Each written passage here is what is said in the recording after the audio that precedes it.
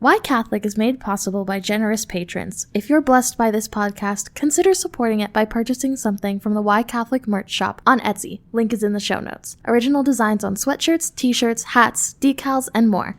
Stay tuned to the end of this episode to hear how you can get a special discount. Thanks for supporting Why Catholic. In October of 1962, an American U-2 spy plane photographed nuclear missile sites on the island of Cuba. These were being built by the Soviet Union, America's archenemy at the time. President Kennedy decided to create a naval blockade around Cuba to prevent the Soviets from bringing in more military supplies. No one, not even the Soviets, knew what information the president had in hand. That is, until he addressed the nation on October 22nd of 1962. Good evening, my fellow citizens. This government, as promised, has maintained the closest surveillance of the Soviet military buildup on the island of Cuba. Within the past week, unmistakable evidence has established the fact that a series of offensive missile sites is now in preparation on that imprisoned island. The purpose of these bases can be none other than to provide a nuclear strike capability against the Western Hemisphere. Upon receiving the first This became known as the Cuban Missile Crisis. The United States was in a nuclear missile showdown with Russia. Who was going to push the button first? Fortunately, no one did, and the crisis along with the scorched earth was avoided. However, in the aftermath, President Kennedy wanted to be sure that no nuclear attack could accidentally happen. He didn't want some ambitious warmonger to give the launch command without the president's approval. He wanted to ensure that only the president could give such an order, and it would be clear that the order was indeed coming from the president. This led to what we call the nuclear football, a handbag of sorts that one of the president's military advisors carries in close vicinity of the president. It is the mechanism to launch a nuclear strike should the president deem it to be necessary. In the president's possession is what's called the biscuit, a card with a series of codes that only the president has. Should a strike become necessary, the president will order the strike by reading off a specific code on the biscuit, and that will inform military advisors that indeed the president has ordered a nuclear attack. Boy, it's kind of crazy to think that one person has the power to start an Armageddon. Hi, this is Justin Hibbard, and you're listening to Why Catholic, my podcast about the what and why of Catholicism. Since episode 102, we've been talking about Catholicism and politics. How should Catholics think about and interact with politics? In the last two episodes, we've talked about attitudes to avoid with respect to politics. We began by looking at the politics of Jesus and how he resisted political complacency, political simplicity, and political primacy. In the last episode, we saw what happens when you want to crown kings to fight your battles. In the end, it usually results in the erosion of moral convictions, where those who crown the kings become the pawns fighting the king's battles. Today, I want to talk about a quality that we should look for in a leader, especially when a leader is given an enormous amount of power. If you know my story, you know that I was a Protestant for nearly 40 years. One of the biggest turnoffs of Catholicism for me, as it is for most Protestants, was the Pope and the papacy in general, and particularly a specific feature called papal infallibility. As a Baptist, we had a very particular polity that was born out of a rebellion of the high church structure. It's like Baptists saw the abuses that could and did happen within ecclesiastical hierarchies, and they decided to construct a denomination with the opposite polity. While Baptist denominations have a president of sorts, in reality, they're about as powerful as the English monarch in today's British government, more of a figurehead and inspiration than anything else. They may make decisions that affect the denomination, but not the churches that are a part of the denomination. In fact, every Baptist church rules over themselves. No one can come in from the denomination and tell the local church how to run. The technical term for this is called the autonomy of the local congregation, and it's sacred to Baptists. It's the congregation who decides who will be their pastors and fires them when they no longer want them to continue leading their church. In fact, each church can decide how they operate and how much authority they give to their pastor. As Baptists, we believe we were born with a healthy fear of hierarchical power. We believe democracy wasn't just an American value, but a sacred Christian one. The assumption was always that power eventually corrupts, so what leader wouldn't abuse power given to him? So this notion that the entire Catholic Church, all 1.4 billion people or so, and countless churches, was in the hands of a single person, the Pope, seemed absurd. For a cradle Baptist like me, it was way too much power to give one person. Even the office of bishops was too much power. The fact that bishops could tell a church who was going to be their priests and close churches for whatever reason seemed completely foreign to me. And to call the pastor father, why not just admit to being brainwashed? But Catholics took it to a whole other level. They believed that the Pope had infallibility, that under certain circumstances, he could make a statement and the faithful members would be required to believe it, no matter how bizarre it was. You can imagine how I thought about that. What Pope wouldn't just go around claiming infallibility at every chance he got? Obviously, us Baptists scoffed at such a seemingly reckless idea that created a church ripe for abuse. If you know my story, you know that one of the things that led me to the Catholic Church was unity. In my Baptist/evangelical experiences, I got exhausted by the lack of unity. When you value independence over interdependence and autonomy over accountability, it leads to anything but unity. And I couldn't help but think that maybe, just maybe, us Baptists got it wrong with respect to church structure and governance. What I came to realize, as every organization does, is that we human beings need a hierarchical leadership. I talked about this in episode 64 called The Purpose of a Well-Defined Hierarchy. It's strange now, being on the Catholic side of things, that a church of all organizations could think of a hierarchy as unnecessary, if not evil. What company doesn't have a CEO of sorts at the top? If nothing else, the CEO creates unity. But even when I got on board with the notion of the papacy, papal infallibility still made me uncomfortable. And I have to admit, it still makes me a little anxious. That the Pope could just say, by virtue of my office, I declare the following in ex cathedra teaching, ... That makes me a little nervous. I like how some people put it. They call papal infallibility a negative charism. By that, what they mean is that it's not used superfluously, but only in extreme measures. It's meant to be there to settle divisions when absolutely necessary. It's kind of like a last resort, so to speak. And in a future episode, we'll discuss the details around papal infallibility and the very few times that a pope has declared a statement ex cathedra and invoked his power of infallibility. The way I think about it, though, is that papal infallibility is kind of like the nuclear football.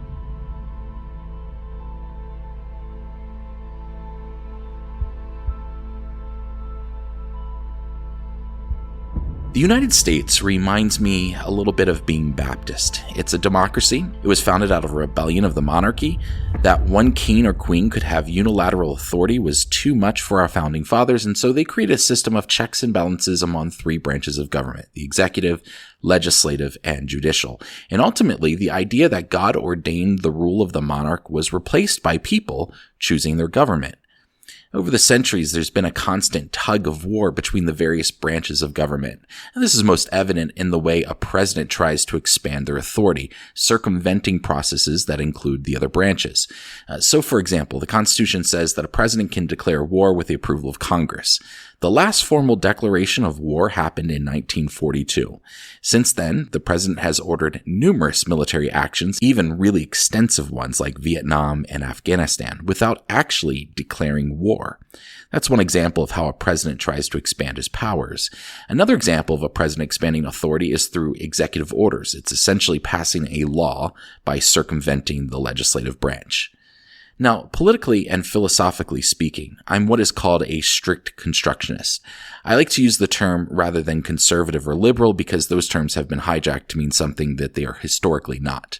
In a way, I'm a conservative. I believe that the powers of the government should be limited to those expressly, explicitly, and clearly granted to the government by the Constitution. And if we want to change the rules, then we should do so through a constitutional amendment. Why? Well, if our Constitution is the rule book that our elected officials pledge to protect and defend, what good is their oath if they don't follow it? Now, in another way, I'm a liberal of sorts in that I think that maybe we've outgrown a 250-year-old document and that maybe the extreme difficulty to amend the Constitution to grow with us has actually made it impossible to follow it faithfully. All that to say, I like our system of separation of powers whereby our leader's power is held in check. So many people complain that our government never gets anything done, and I would argue that it is a feature of how our government was set up, not a bug. It's like our founding fathers didn't want to create a government that could easily get something done, because then it could lead to abuse of power. That means that even when I really like a particular candidate, which rarely happens, I still want their powers to be handcuffed. I may trust them to do the right thing, but when they circumvent our system of checks and balances, it means that they create a precedent whereby the next candidate who comes into their office will use that same power to do something that I may dislike. It's bizarre to me when Americans of any party applaud their candidate for expanding their power. To me, the first thing I think is, okay, but do you realize that when the opposite party takes control, they're going to use that same power for their advantage? Okay, I'm waxing on the political here, and this really has nothing to do with Catholicism. More than anything, this is an analogy and a personal admission that I am uncomfortable with power. And so if you were to ask me, should a president have the ability to unilaterally launch a nuclear attack? My gut reaction would be to answer no. No one should have that type of power. But on the other hand, I recognize that our nation has a system of ambassadors and advisors, and if we were under a type of threat that required a nuclear response, then it likely means that all other processes of diplomacy have failed, and we are in some sort of imminent threat of extinction. So when I consider it that way, then yes, perhaps it is appropriate for our president to have the keys to launch a nuclear attack.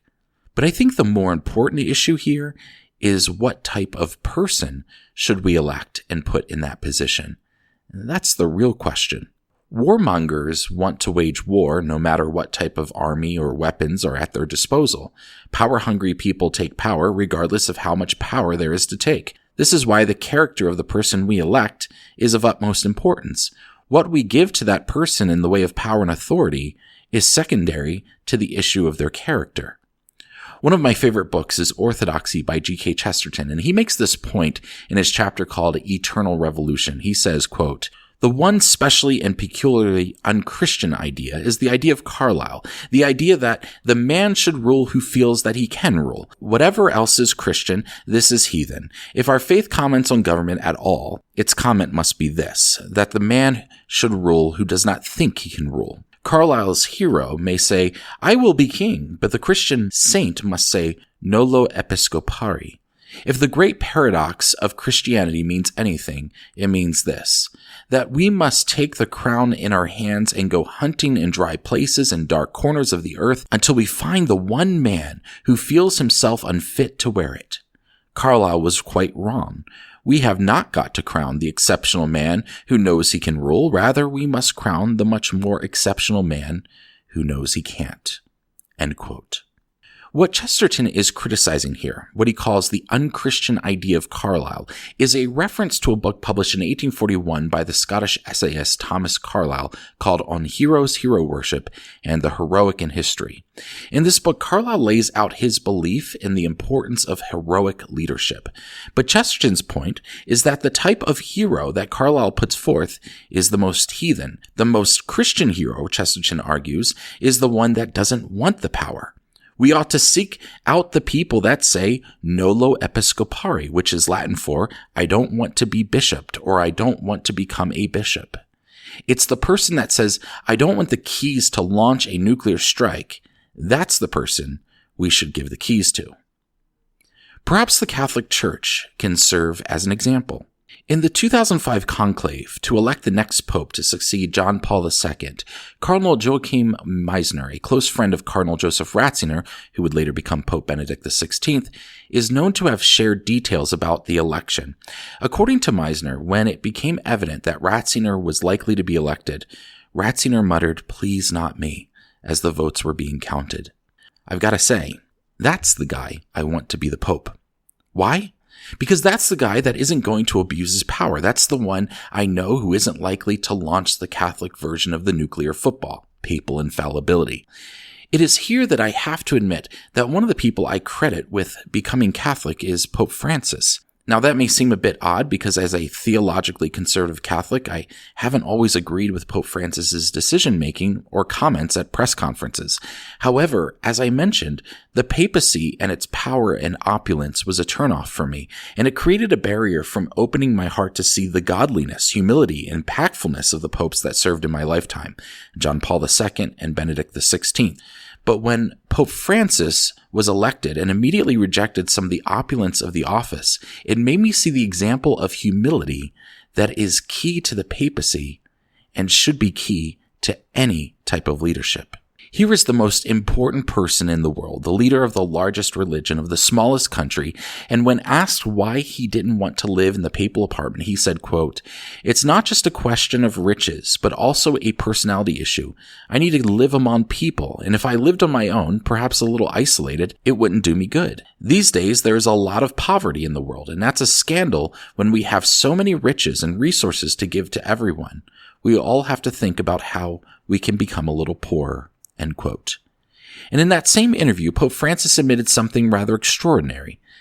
He never wanted to be Pope. In fact, he said, quote, "Anyone who wants to be Pope doesn't care much for themselves. God doesn't bless them." End quote. I think that as Catholics can learn a lot from the examples of Pope Benedict XVI and Pope Francis with respect to the type of political leaders we should be electing. And while I get that the Holy See and a nation's government are two very different entities, the question worth exploring is, should they be? In the next episode, we'll look at times when the Holy See lost its way and began acting like any secular government. Non-Catholics, particularly Protestants and atheists, might be quick to point out the injustices of such papacies, and rightly so. However, isn't there something hypocritical with one who expects a Christian kingdom to act according to the Beatitudes while simultaneously voting for candidates in their own country who behave in a similar way as the worst of the popes? Now, let's be real here. A political candidate who says, "I don't want to be in power, I don't want this job," will likely sabotage their opportunity to win an election. That doesn't exactly inspire voter confidence. But the fact that most countries' election systems are not set up to find Chesterton's ideal and instead award hubris means we will likely never be governed by the best individuals for the job. In episode 79, I talked about virtue and how I think Christians should vote for the most virtuous candidate. In this episode, I would encourage the Christian to also consider one's humility. Why? Because that's the person I know that recognizes the need to work with other branches of government as well as the other party. That's the one I know that will appoint good advisors to surround them. That's the one who is going to exhaust diplomatic efforts before military force. And it goes without saying that's the one who isn't going to use the nuclear football. There's really two approaches when it comes to power. One is to restrict it, to assume that a person in a position of power should not be trusted. The other is to scrutinize the individuals to whom we give that power. And consider the Catholic Church. There were some really awful popes, particularly during the Renaissance, and the Church could have said, you know what? We really need to restrict the powers of the Pope. But it kind of took the opposite approach. Now, there's a lot of nuance here, but I'm going to generalize. In 1870, it defined a dogma of papal infallibility and put a greater burden on electing a pope who has the virtue and humility not to take advantage of the power granted him. G.K. Chesterton's assessment that it is not only unchristian, but heathen to have a society where a man should rule who feels that he can rule, well, that may seem backwards. But if there's something essential that we must learn about the kingdom of heaven, is that it is an upside-down kingdom. And that is our topic for next time. Thank you for joining me for Why Catholic. Be sure to subscribe to Why Catholic wherever you get your podcasts. And you can also subscribe to my Substack site and get the next episode in your email inbox. As a subscriber, you get a special discount code to the Why Catholic Etsy store. If you've been blessed by this podcast and you're feeling generous, there's also a way to financially support it, and patrons get some extra perks. To become a free subscriber or a patron, just go to whycatholic.substack.com/subscribe. Also join me on Instagram at whycatholicpodcast, all one word. Thanks again for listening. My name is Justin Hibbard, and this is Why Catholic. God bless you.